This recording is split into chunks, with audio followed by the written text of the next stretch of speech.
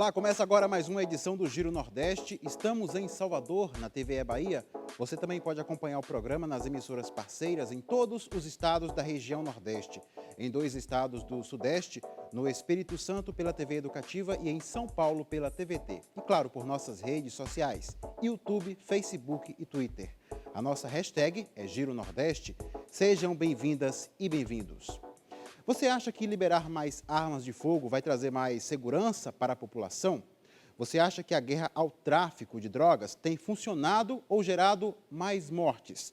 No Giro Nordeste de hoje, vamos falar sobre questões como essas. O nosso convidado é Luiz Eduardo Soares, ex-secretário nacional de Segurança Pública.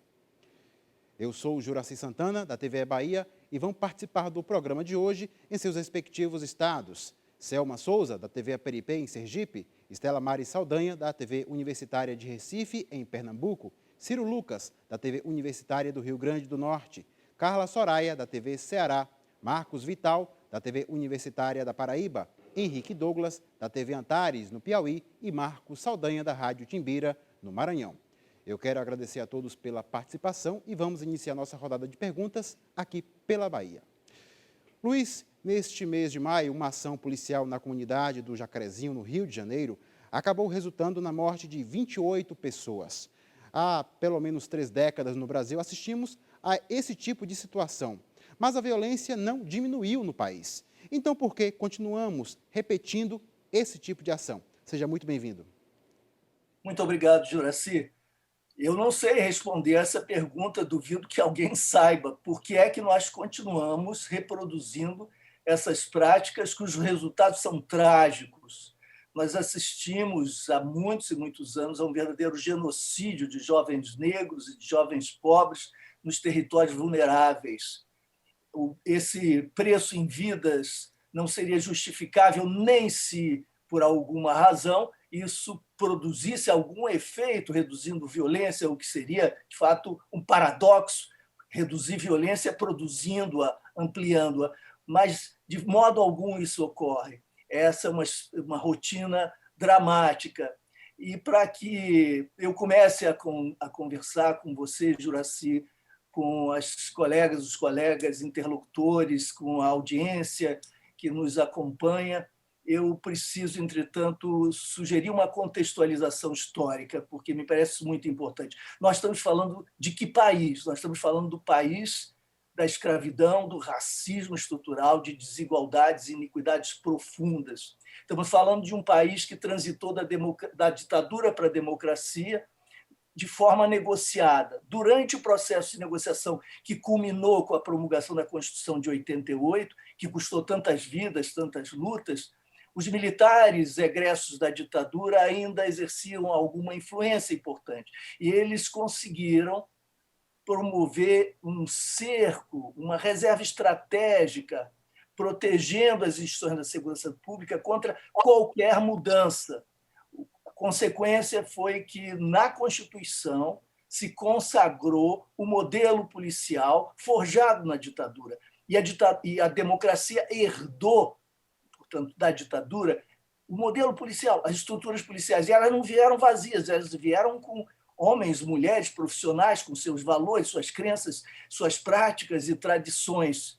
E isso significa que nós temos, de fato, hoje, o que eu chamo um enclave institucional, porque, a despeito da existência de tantas e tantos policiais que remam contra a maré, que resistem em nome de valores democráticos e do respeito a direitos humanos, o fato é que esses enclaves, majoritariamente, têm se mostrado refratários à Constituição, à democracia, à cultura cidadã e refratários, inclusive, à autoridade civil republicana política, o que constitui uma contradição absurda, porque o Brasil, então, entra no período democrático, reduz pobreza, se torna mais dinâmico, expande a participação, a cidadania, a despeito de tantos limites e contradições, mas, ao mesmo tempo, convive com esse enclave gerador do genocídio.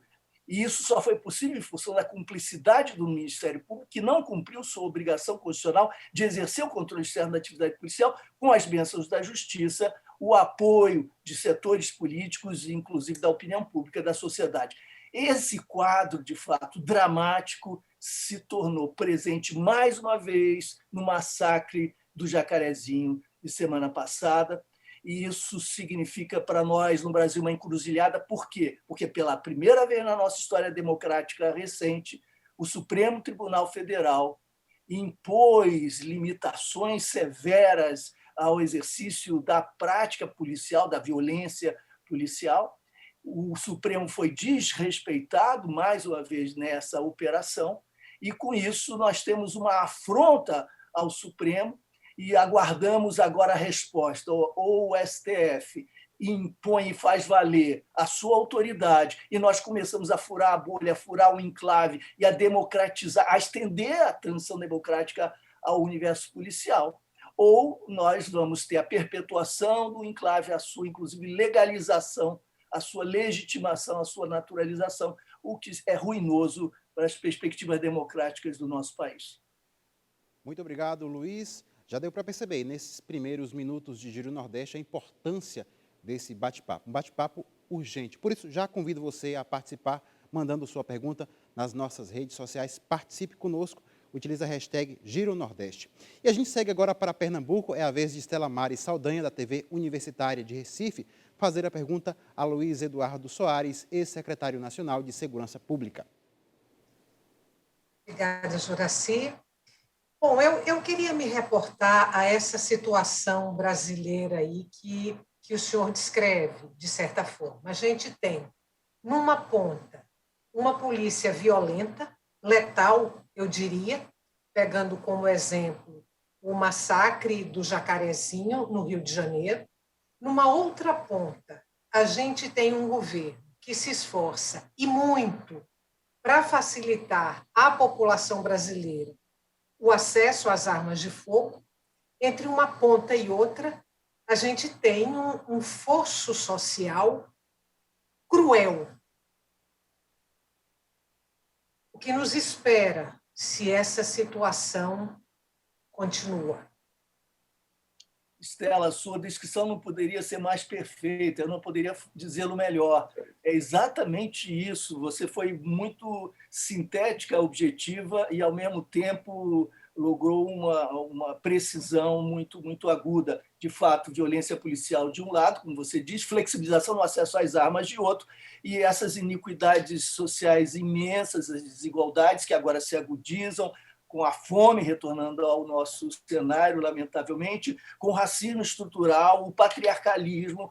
Quer dizer, é um quadro dramático. O que significa flexibilização do acesso às armas? Mais mortes.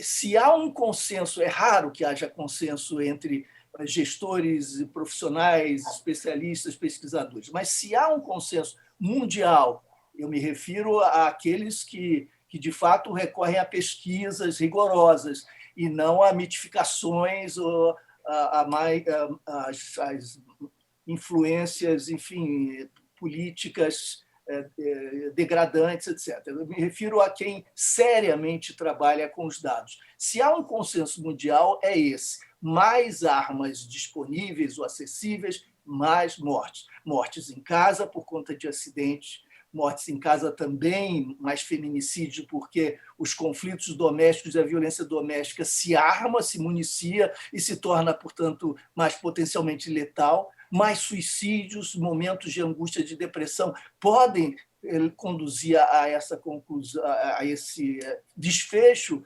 mais radical, mais extremo. Na rua, eventualmente, o porte significa, claro, mais risco para o assaltante, por exemplo, que está armado, tem o privilégio da iniciativa e tende, portanto, a adotar ainda mais violência no enfrentamento em função da ameaça que sua vítima lhe representa e busca também roubar a arma para, enfim, aumentar o seu estoque, os seus armamentos. Portanto, nós temos a possibilidade sempre renovada de ampliação do número de armas com os criminosos, nós temos mais riscos em casa, nós temos, portanto, uma espécie de potencialização da violência que já é tão intensa. Quer dizer, um país que se caracteriza, lamentavelmente, por ser recordista nos homicídios dolosos, que, mais uma vez, vitimizam, sobretudo, os negros, jovens, os pobres, os territórios vulneráveis. Nós temos já esse perfil. Se as nossas polícias tendem a ser tão violentas, né, para tornar isso nada retórico e muito objetivo, eu lhes diria, tomando o caso do Rio de Janeiro, do estado do Rio de Janeiro, de 2003 a 2020, nós tivemos 18.110 mortes provocadas por ações policiais, das quais não se conhece, senão excepcionalmente, resultados de punição, resultados judicialmente produzidos. Então, nós temos, de fato, uma questão grave na violência policial letal, temos uma questão importante no acesso às armas, que deveria ser objeto de repressão qualificada, de investigação e inteligência, ao contrário, está se expandindo, provavelmente com interesses de municiar as milícias, com perspectivas lamentavelmente golpistas, é a minha interpretação, porque a segurança pública não é servida por esse tipo de decisão. Obrigado, doutor Luiz Eduardo Soares. E nós vamos agora a Aracaju, capital de Sergipe. Quero chamar Selma Souza, da TV APRP. Bom, quero saudar a todos os colegas, a você que nos acompanha, ao nosso entrevistado de hoje. E tocando nesse assunto sobre o aumento da violência, eu trago um dado que o Brasil registrou um aumento de 5% em 2020 no número de assassinatos. Aqui na região Nordeste, esse crescimento foi de 20%. Os dados fazem parte do monitor da violência desenvolvido pelo site G1, em parceria com o Núcleo de Estudos da Violência da Universidade de São Paulo e do Fórum Brasileiro de Segurança Pública. Um dado que chama a atenção é que Sergipe é o único estado da região que apresentou redução nesses números. Eu queria saber, na visão do senhor, como é que o senhor avalia esse bom desempenho do estado, que cria realmente um contraste com o restante da região? Selma, muito obrigado pela questão, é muito relevante por levá-la a sério. Eu não tenho como responder de forma muito precisa, porque seria leviano de minha parte. Eu não conheço a realidade de Sergipe, cada estado tem a sua peculiaridade, é preciso respeitar as especificidades. Agora, eu posso lhe dizer, tratando da questão nacional mais amplamente, que o aumento de homicídios não me surpreende. E vou lhe dizer por quê. Embora não haja, evidente, não houve nem tempo, pesquisas conclusivas empiricamente a respeito. Porque, veja, nós tivemos aumento ou diminuição de desemprego? Aumento. Nós tivemos aumento ou diminuição de desigualdade? Desigualdade, mais desigualdade. Nós tivemos mais desalento, depressão com a pandemia, os riscos, as ameaças, ou menos? Mais.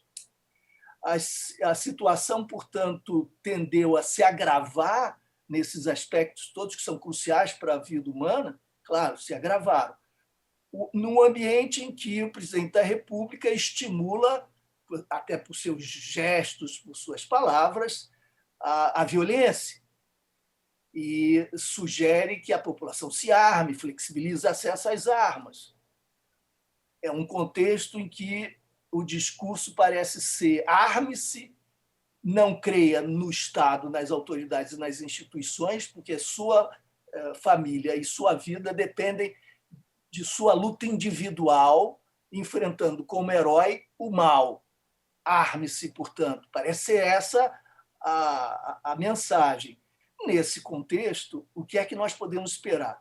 Paralelamente, uma guerra às drogas, que é absolutamente irracional, disfuncional, que, de fato, nós sabemos é uma guerra aos pobres, às pobres, à pobreza, não às drogas, que vão muito bem, obrigado, mercado aquecido, a despeito dos investimentos todos que se fazem, tantas vidas perdidas, inclusive de policiais, que frequentemente são também tratados de modo impróprio, né? Às vezes com salários e condições de trabalho inaceitáveis, etc., incompatíveis com a importância da sua missão. Então, nós temos um quadro deteriorado que aponta na direção de mais violência, não há dúvida, e, portanto, não me surpreende. Além disso, há um outro aspecto a salientar, que são as facções criminosas. As facções criminosas são alimentadas pelo encarceramento em massa. Elas recebem força de trabalho gratuitamente. Por que recebem? Porque o sistema penitenciário no Brasil, nós sabemos disso, não é regido pela legalidade, pela lei, né? Porque a LEP, a Lei de Execuções Penais, dificilmente é cumprida. As unidades estão, em geral, sob controle de facções criminosas. Quando os presos chegam às unidades, precisam contar com a proteção da unidade que comanda aquela penitenciária, aquele cárcere. E essa proteção lhes será cobrada sob a forma de lealdade subsequentemente à saída da prisão, o que significa que, se não havia articulação, organização, pertencimento antes, identificação antes, passará a haver subsequentemente à saída da prisão. Então, nós estamos contratando violência futura. E isso por conta de quê? O que é que produz o encarceramento em massa com a voracidade e a intensidade que caracteriza o Brasil? Nós hoje temos a terceira população carcerária do mundo e a que cresce mais celeremente desde 2001. O que é que produz isso? A polícia mais numerosa que está presente em todo o país é a polícia militar, nós sabemos disso. E ela é pressionada por todos para produzir e entende por produção prisão. Ela é, entretanto, constitucionalmente proibida de investigar. Esse foi o modelo que nós recepcionamos da ditadura, como eu dizia. Ora, ela sendo proibida de investigar e se sentindo pressionada, induzida a operar, a produzir, ou seja, na sua mentalidade, a aprender, o que ela pode fazer? Sem investigar, aprender, só lhe resta prender em flagrante delito. Portanto, os nossos presídios estão superlotados de pessoas presas em flagrante. Que crimes são passíveis de prisão em flagrante delito? Os mais graves, não. Em geral, não são os mais graves, longe disso. E qual é a grande ferramenta utilizada, então, pela polícia ostensiva, a polícia militar, para prender em flagrante? É a lei de drogas. Joga-se a rede e se capturam, mas quem? Capturamos quem? Os bagrinhos, os operadores do varejo, os pequenos negociantes ali, operadores dos negócios das substâncias ilícitas no varejo, porque quem lucra com isso, quem organiza esse mercado, só seria alcançável mediante uma investigação, evidentemente. Não está operando nas vielas, nas ruas, nas esquinas. E esses não são alcançáveis porque não pode haver investigação, não há investigação. E, portanto, nós temos essa prisão em massa dos pequenos operadores de varejo. Eles estão sendo presos como? São indicações importantes da Defensoria Pública da Bahia, do Rio de Janeiro, de São Paulo, tem feito pesquisas muito relevantes sobre isso. Estão sendo presos sem portar armas, sem praticar violência e sem apresentar relações estáveis e orgânicas com organizações criminosas. Entretanto, são condenados a 5 anos, são tratados como traficantes, são condenados a 5 anos em regime fechado. Significa que nós estamos prendendo jovens não violentos e os condenando não só aos 5 anos, mas a uma carreira no crime posteriormente, vinculando-se a facções. Ou seja, nós estamos destruindo a vida de gerações e suas famílias para fortalecer facções criminosas. Então, o que é que nós colhemos com essa política absolutamente irracional que só serve para reproduzir racismo e desigualdade? Nós estamos produzindo mais violência. Doutor Luiz Eduardo, obrigado mais uma vez. Quem está assistindo ao Giro Nordeste pode fazer perguntas e comentários nas nossas redes sociais, YouTube, Facebook e Twitter. E vamos seguir para Natal, onde está Ciro Lucas, da TV Universitária do Rio Grande do Norte. Olá, Luiz. Luiz, a gente tem assistido uma politização das polícias acontecendo no país inteiro, né? Elegemos agora um Congresso que está recheado de sargentos, coronéis, majores, deputados e senadores. Ao mesmo tempo, também existe essa politização das polícias, também vem recheada de ações. Então, a gente viu, por exemplo, 2 motins acontecendo nos últimos anos, no Espírito Santo e lá no Ceará. Como é que a gente reverte o quadro para que as polícias fiquem impedidas de fazerem movimentos de amotinação, né, ameaçando as instituições democráticas, inclusive de intimidando a população nas ruas, ao mesmo tempo que a gente dá oportunidades para que as categorias possam levar reivindicações quando elas são justas e não apagar a voz dessas pessoas. Como é que a gente consegue isso? Ou é um movimento sem volta o que a gente está vivendo hoje?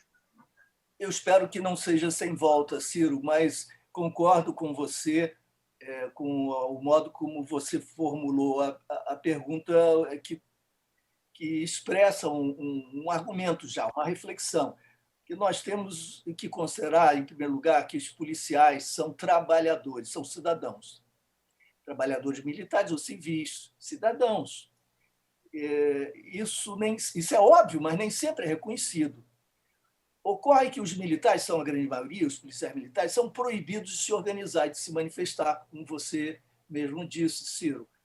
E isso significa que, em algum momento, por algum canal, a indignação, quando ela existe, ela tende a se acumular por condições impróprias de trabalho, enfim, circunstâncias como essas, elas encontrarão um canal de expressão. Há um momento em que a indignação acaba transbordando os limites do bom comportamento e das determinações institucionais. Então, nós proibimos, reprimimos, não permitimos organização nem expressão. Isso se derrama sobre as ruas de modo tóxico, explosivo. Quando ocorre, então, a explosão grevista nas ruas, os governadores se sentem, naturalmente, acuados, claro, chantageados, porque é um poder armado na rua, perigosíssimo, o preço que se paga é elevadíssimo. Os governadores antes achavam que estavam negociando com a categoria. Por quê? Porque negociavam com o comandante-geral, com o coronel e com o oficialado, como se eles fossem representantes da categoria. Não são, eles são representantes do governo. Né? E, de fato, não podem fazer essa mediação, não fazem. Então, subitamente, os governadores descobrem aquela explosão, acabam, em geral, recuando e convocando, então, para um diálogo, para uma negociação, a liderança do movimento. Que liderança é essa? É uma liderança orgânica, que nasce de forma madura, ao longo de muitos anos de elaboração de pautas, de debate na base, diálogo, experimentação, erros que vão permitir o aperfeiçoamento das posições? Não. São as lideranças que emergem na rua ao sabor das paixões. Os líderes, frequentemente, são os que se mostram mais incandescentes, mais incendiários, mais jacobinos, que falam ao coração, na praça pública. Não são lideranças políticas amadurecidas, orgânicas. Né? Bom, o que o governador está fazendo? Se ele chama para negociar, ele vai fazer alguma concessão. Pronto. Pavimentou a carreira política dessa liderança, que sai das ruas para o Congresso Nacional. De tal maneira que, se nós, claro que há exceções, mas, via de regra, o que nós temos são policiais que estão no Congresso e que não foram capazes, na sua imensa maioria, de contribuir para o debate sobre segurança pública, aperfeiçoamento das instituições. As suas pautas são corporativistas, muito estreitas, sectárias, com as posições mais reacionárias, mais conservadoras, absolutamente incompatíveis com o que seria necessário uma refundação das instituições policiais para valorizar os trabalhadores cidadãos policiais e a segurança pública numa perspectiva democrática, explodindo essa bolha, esse enclave institucional, que é refratário, inclusive, repito, ao comando dos governos estaduais. Então, nós temos esse desastre que você bem descreveu. Se esse diagnóstico está razoavelmente correto, qual é a terapia? Liberdade. Liberdade de organização e de expressão. Ah, mas os militares não podem. Muito bem, eles não precisam ser militares. Por que a polícia ostensiva tem que ser militar? Pode ser uma polícia civil, tem a sua hierarquia, tem a ordem interna, tem disciplina, mas não é preciso umbilicalmente estar ligado ao exército e copiar ali o formato. Não é nenhum, ao contrário, isso é contraproducente em todos os sentidos. Portanto, nós precisamos ter policiais, cidadãos e trabalhadores que possam se organizar e se expressar como outras categorias. Claro que há limitações, porque são grupos que se armam, assim como médicos que lidam com a vida, enfermeiros, enfermeiras, né? São áreas-chave, então há regulamentações específicas, mas eles não são impedidos de falar, de se expressar, de discutir publicamente, de se organizar. Muito obrigado, doutor Luiz Eduardo. Estamos quase chegando a metade do Giro Nordeste de hoje e ainda temos muitos assuntos importantes para tratar e ainda a participação de 4 estados aqui, fora a sua, que nos acompanha. Inclusive, pode até mandar sua pergunta nas nossas redes sociais para participar dessa bancada virtual. E nós vamos girar mais uma vez, vamos seguir para Fortaleza. Quero chamar agora Carla Soraya, da TV Ceará. Olá, Juracy, colegas de bancada virtual, público que nos acompanha e, principalmente, meu cumprimento ao nosso convidado de hoje. Eu vou resgatar também aqui um pouco da história, doutor Luiz, porque a gente fala dos últimos acontecimentos, né, lá de Jacarezinho, mas a gente teve o massacre do Carandiru, teve a Candelária, no Rio de Janeiro, né, tivemos várias questões. Hoje em dia, a gente percebe que isso se tornou polícia versus milícia versus traficantes. E aí tem uma questão que o senhor tocou aí com relação aos motins, e eu lembro que aqui no Ceará, como já foi citado aí pelo Ciro também, né, nós tivemos 2 motins que apavoraram a população. Então, eu gostaria de saber se nós estamos reféns dessa brutalização das forças de segurança. Na Bahia, recentemente, tivemos aquele surto do policial militar que atirou contra os próprios colegas e foi abatido por esses colegas.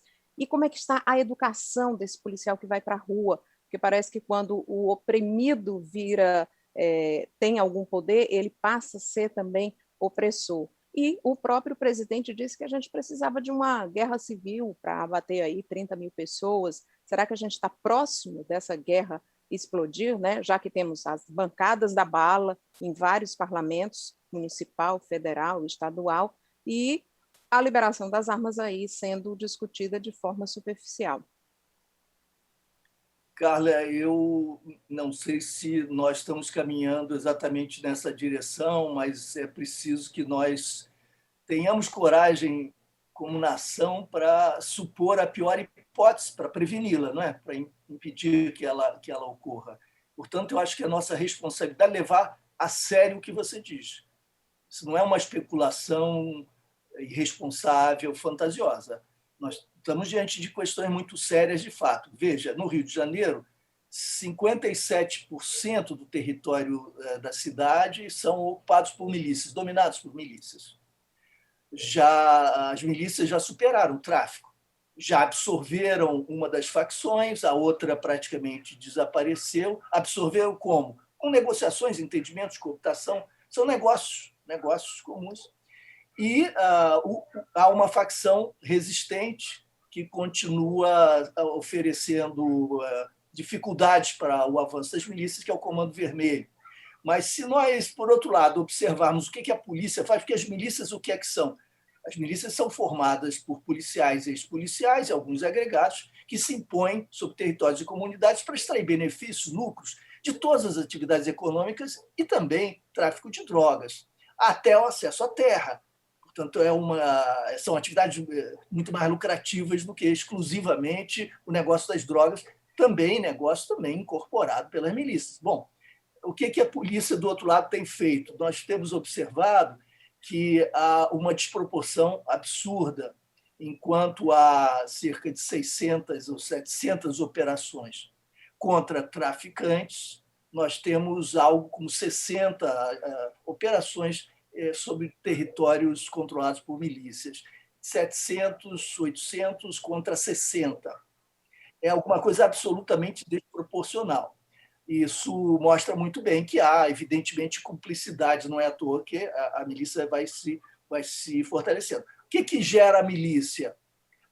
A política de violência policial, porque quando se autoriza o policial na ponta a matar, se autoriza também a não fazê-lo, dá-lhe também a oportunidade, a possibilidade de não fazer, o que significa que lá ponta, se o policial é corrupto, ele pode vender a sobrevivência, negociar a sobrevivência. Eu posso lhe matar sem nenhum custo, estou autorizado para fazê-lo. Posso, então, não fazê-lo. Quanto é que você me dá por sua vida? Qualquer coisa, essa moeda não tem preço, ela se inflaciona celeremente, é uma fonte fundamental, uma grande fonte da corrupção. Isso gera agregações que vão se autonomizando da instituição. É um processo de progressiva autonomização desses nichos que depois geram as milícias. Portanto, política de violência policial, autorizando o policial na ponta a matar, gera degradação institucional, corrupção policial e milícia. Segunda fonte, segurança privada informal e ilegal. Se vocês quiserem criar constrangimento para autoridades da área de segurança pública em todo o país, basta perguntar a respeito de segurança privada, informal e ilegal. Interessa aos governos não falar disso, olhar para o lado, porque os policiais, fazendo bico, complementando sua renda, não vão pressionar o orçamento público, não vão formular demandas salariais tão facilmente. É uma válvula de escape, embora ilegal, porque o policial não pode trabalhar na segurança privada no seu tempo extra. Isso costuma ilegalidade, salvo exceções. Os governos dizem esse é o problema da Polícia Federal. De fato, legalmente é, mas eles poderiam, por negociação com a Polícia Federal, assumir responsabilidades. Não querem saber disso. A Polícia Federal não tem gente para cuidar disso, nem nenhum interesse, porque ali vão encontrar oficiais da Polícia Militar, delegados da Polícia Civil, com empresas fantasma, empresas em nome de laranjas, em nome de seus familiares, etc.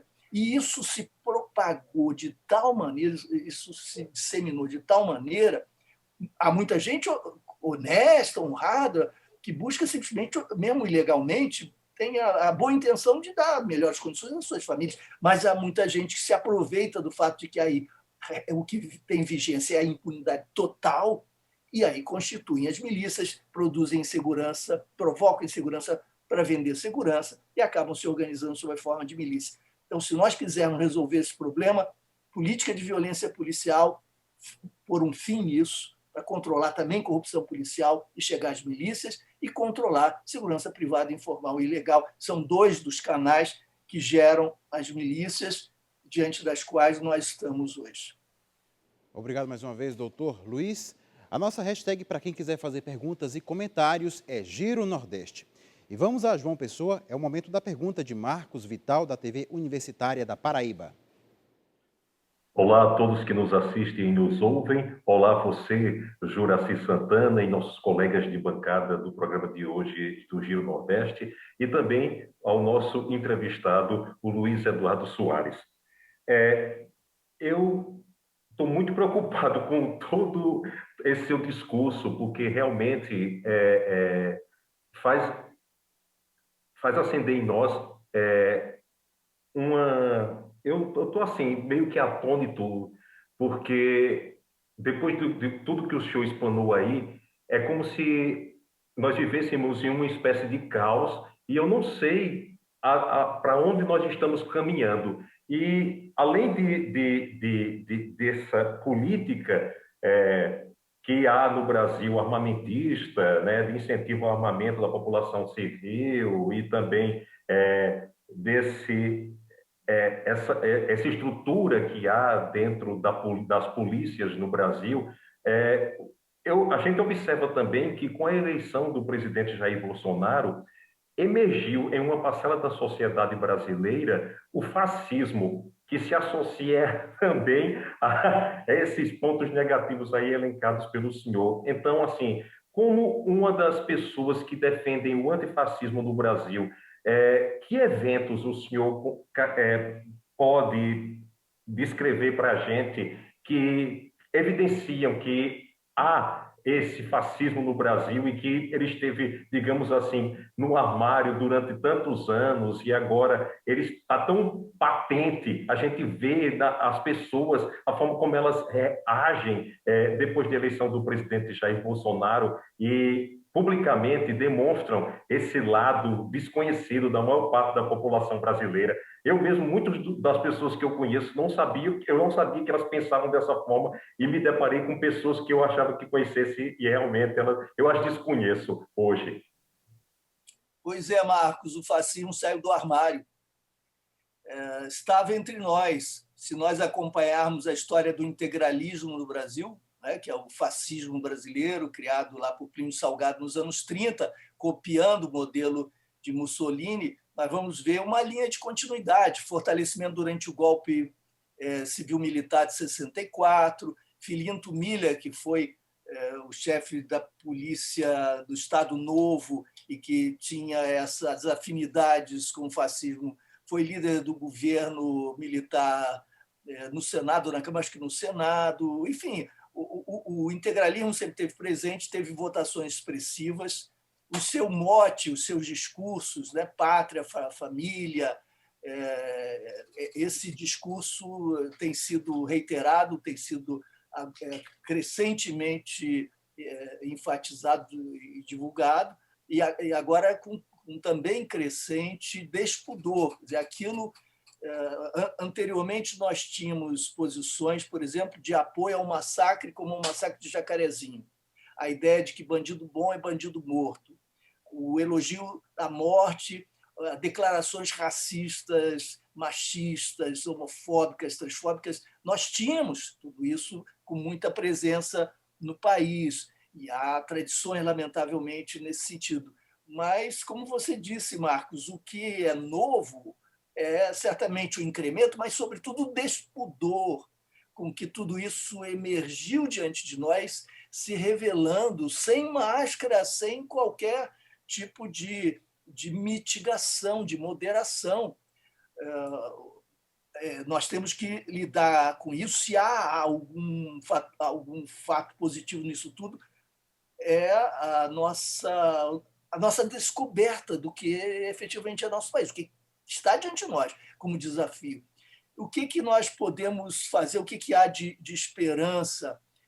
Nós falamos da violência policial, por exemplo, que é uma prática corrente, mas o que é cada vez mais surpreendente e novo tem sido a propagação do discurso de apoio, não é? sem pudor. O que há de positivo? O Supremo Tribunal Federal decidiu, em junho do ano passado, apoiar parte das demandas formuladas na ação de descumprimento de preceito fundamental número 635, o ADPF 635, apresentada pelo doutor Daniel Sarmento, representando, então, o PSB, e um conjunto de grupos, de coletivos comunitários, de associações mães de vítimas e organizações, a Defensoria Pública do Rio também.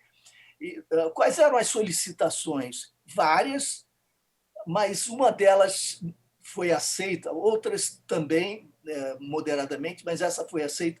A interrupção de operações policiais em favelas durante a pandemia, porque a escalada era absurda. Para você ter uma ideia, Marcos, a polícia no estado do Rio estava sendo responsável por 30% dos homicídios que ocorriam no território, no estado.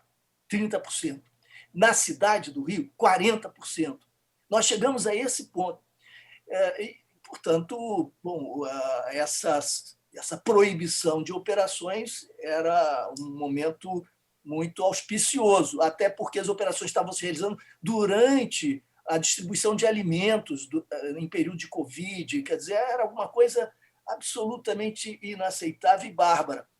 O que aconteceu de junho a outubro? Uma queda vertiginosa de mais de 70% na violência policial letal, o que impactou os homicídios de forma muito para baixo, né? De forma declinante. Portanto, e mais, os discursos oficiais das polícias era de que, bom, vai haver uma explosão da criminalidade no Rio de Janeiro. Se nós não pudermos fazer incursões bélicas nas favelas, vai haver uma explosão de criminalidade. Não houve nenhum crescimento de criminalidade. Houve um declínio das mortes, o declínio da violência policial e dos homicídios, e nenhum crescimento de criminalidade, como nós já sabíamos, os que observávamos ou tínhamos experiência nessa área. A partir de outubro, as polícias do Rio voltaram a agir nas favelas, desrespeitando a orientação, porque a orientação abria sessões, mas em casos muito raros, realmente muito extremos, e sob condições muito severas, muito rigorosas de acompanhamento, perícia, etc. Começou a haver desrespeito em outubro, os números começaram a crescer. Entramos em 2021 com uma explosão de novo, uma escalada. Então, houve uma nova solicitação ao Supremo para que interviesse de modo a fazer valer sua autoridade, está sendo desrespeitada. E nós tivemos, então, uma audiência pública 10 dias, mais ou menos, antes do terrível episódio do Jacarezinho, do massacre do Jacarezinho. Mais ou menos 10 dias, uma semana, um pouquinho mais de uma semana. Uma audiência pública em que o ministro Edson Fachin ouviu, ao longo de 2 dias, de fato, foram 2 dias, as comunidades, especialistas, pesquisadores, policiais também, etc. E nós estávamos com a intuição, com a percepção, pelas perguntas formuladas e pelo que se apresentou, que viria uma decisão favorável, no sentido de reiterar a decisão anterior, bloqueando essa desobediência ostensiva. E aí nós tivemos uma visita do presidente Bolsonaro ao governador do estado do Rio de Janeiro. E 12 horas depois, a eclosão do maior massacre policial da história do Rio de Janeiro. E qual é o discurso na entrevista coletiva do responsável pela Polícia Civil que conduziu a operação? A justiça tem sido muito ativa, tem havido um ativismo judicial pernicioso. Onde é que vocês já ouviram um representante policial fazer avaliação sobre o comportamento e decisão do Supremo Tribunal Federal? Era, obviamente, uma afronta. Qual é o nome da operação que eles tinham dado antes de realizá-la? Exceptis, uma referência latina à exceção, que era exatamente a única cláusula aberta pelo ministro. Era quase uma ironia. Então, agora, Marcos, nós estamos diante de uma encruzilhada. Ou o Supremo age de modo a fazer valer a sua autoridade, ou nós vamos para uma espécie de legalização sumária na prática do desrespeito ao Supremo e da afirmação dessa bolha, desse enclave institucional, com tudo o que isso significa. Obrigado mais uma vez. Nessa reta final de Giro Nordeste, temos mais perguntas para Luiz Eduardo Soares, ex-secretário nacional de Segurança Pública, e ainda a participação de 2 estados. É o momento de seguir para Teresina, capital do Piauí, onde está Henrique Douglas, da TV Antares. Olá a todos, saudações piauienses, saudações, senhor Luiz Eduardo. Bem, eu queria perguntar para o senhor, nós tentássemos aqui descrever uma situação. O cruzamento de imposições mercadológicas, de consumo principalmente, e também de comportamento, né, junto com a má distribuição de renda, desemprego e muita invisibilidade social, são fortes ingredientes de um cenário de pequenos crimes e roubos que podem ter resultados trágicos. Eu queria que o senhor avaliasse como é que o capital humano pode resistir a esse cenário. Também quero fazer referência ao que o senhor falou no começo dessa nossa entrevista sobre a Constituição. Foi um momento muito importante que o senhor falou sobre a Constituição, que eu lembro até aos nossos telespectadores, as pessoas comumente falam de Assembleia Constituinte. Na verdade, foi um congresso, se a gente for rigoroso, né, foi um congresso constituinte. E eu também gostaria que o senhor falasse um pouco sobre... As pessoas falam muito de violência, né?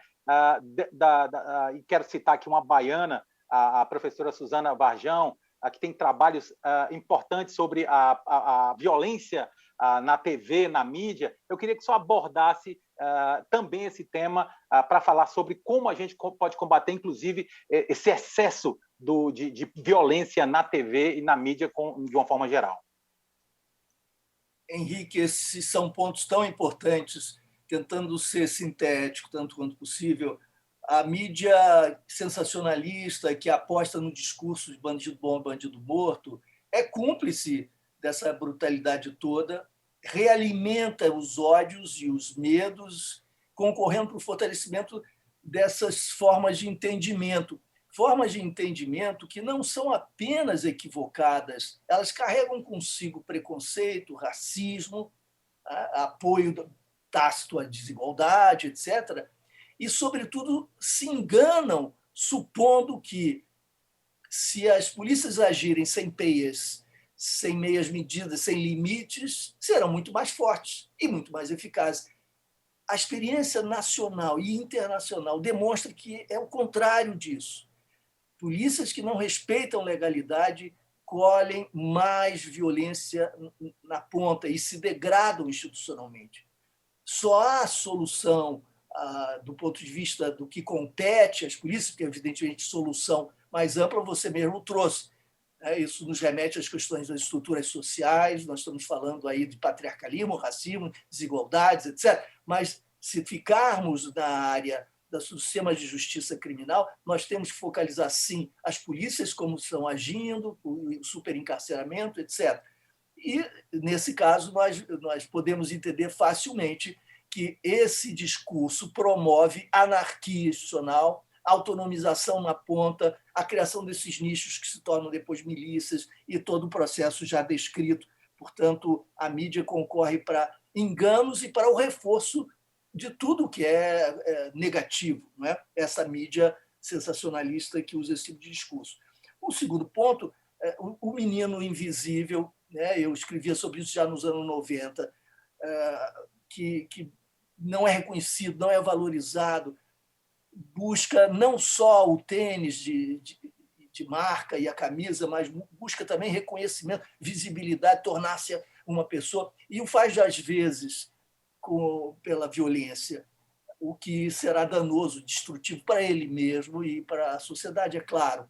Mas isso acaba fazendo com que a arma seja um instrumento de afirmação, né, de um passaporte para a visibilidade, num ambiente de obscuridade, de abandono, de rejeição, etc.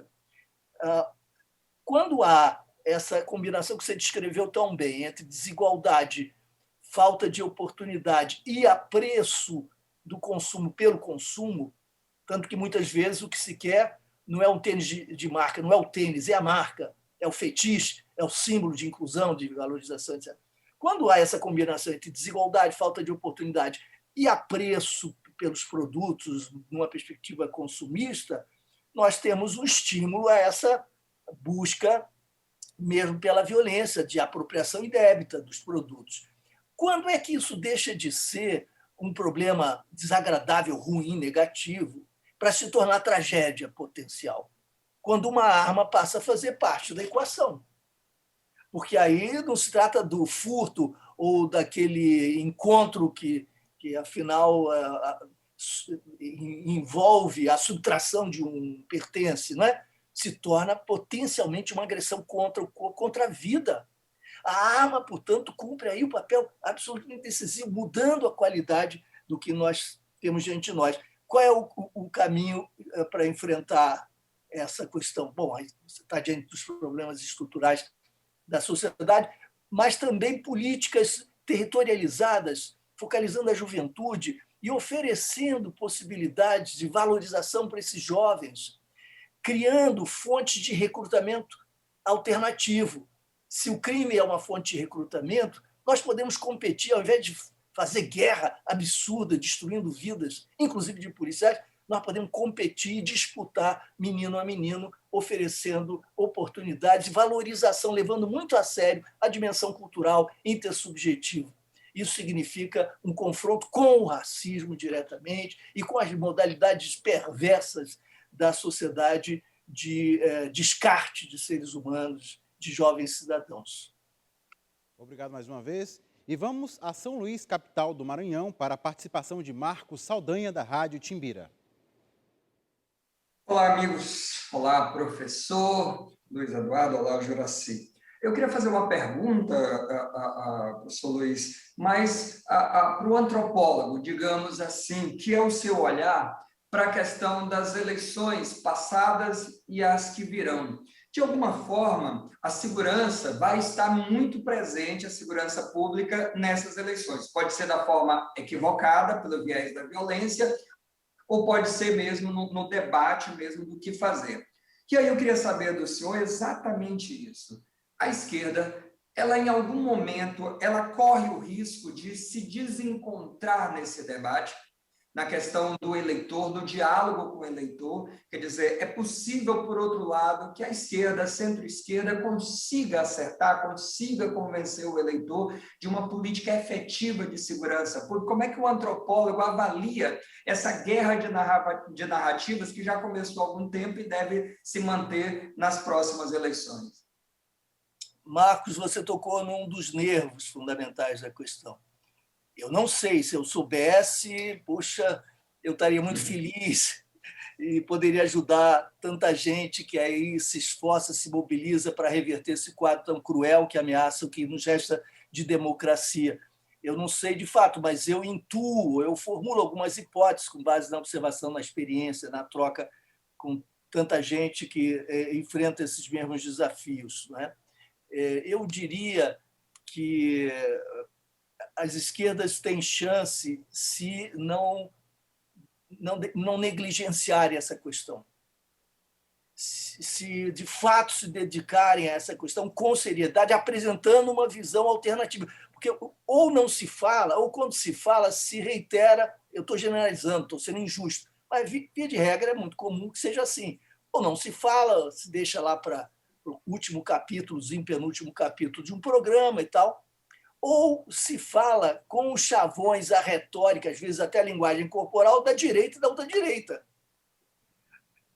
Bom, se é para propor o que a direita propõe, fiquemos com a direita, pensa a população, porque a direita sabe fazer isso de fato, sabe matar. Se é para matar, sabe matar, tem feito isso há décadas. Então vamos ficar com o original, não com a cópia, para ver quem é mais duro contra o crime, quem faz mais o gênero. É preciso que agora haja o discurso da sensibilidade da inteligência, e não é com um discurso abstrato, não, muito concreto. Como é que se faz para reverter esse quadro?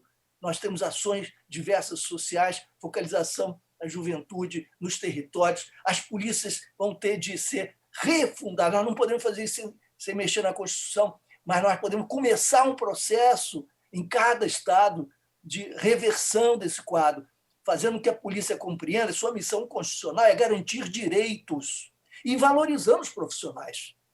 Isso só pode acontecer se, simultaneamente, houver uma mobilização intersetorial, com políticas públicas voltadas contra o feminicídio, a homofobia, a transfobia, contra o racismo, com grupos locais da comunidade, grupos antirracistas que trabalhem ombro a ombro com policiais nessa mesma perspectiva. Nós mudamos pelo avesso as imagens que hoje essas instituições têm. Começamos a infundir credibilidade popular nessas instituições.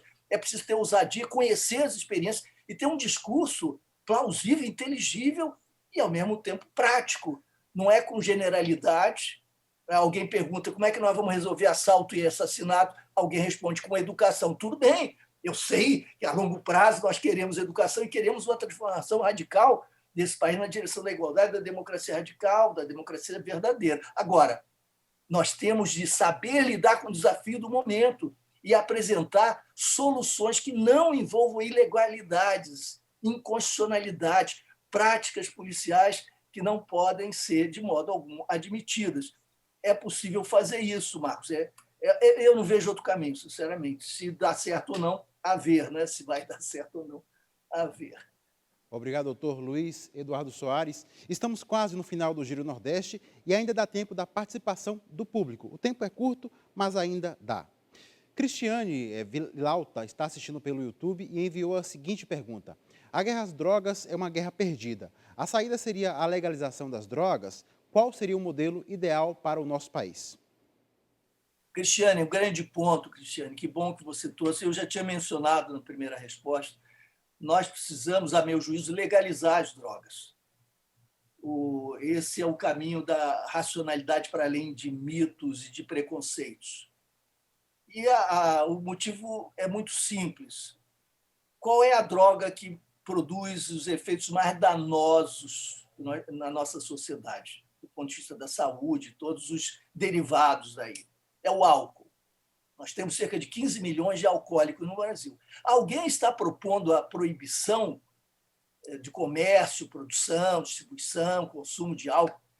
Não está, felizmente, porque, inclusive, já houve experiências históricas desastrosas com proibicionismo no álcool. Ninguém propõe isso. Por que é que nós, entretanto, transferimos para as outras, cujos efeitos iatrogênicos, os efeitos negativos, deletérios, são muito inferiores, nós transferimos essa perspectiva belicosa, repressiva e belicosa? Não faz absolutamente nenhum sentido. Nós temos de pensar, inclusive, que a proibição das drogas, isso é muito importante entender. Minha gente, proibição das drogas é para inglês ver. Bom, isso da minha geração, no século passado, se falava assim.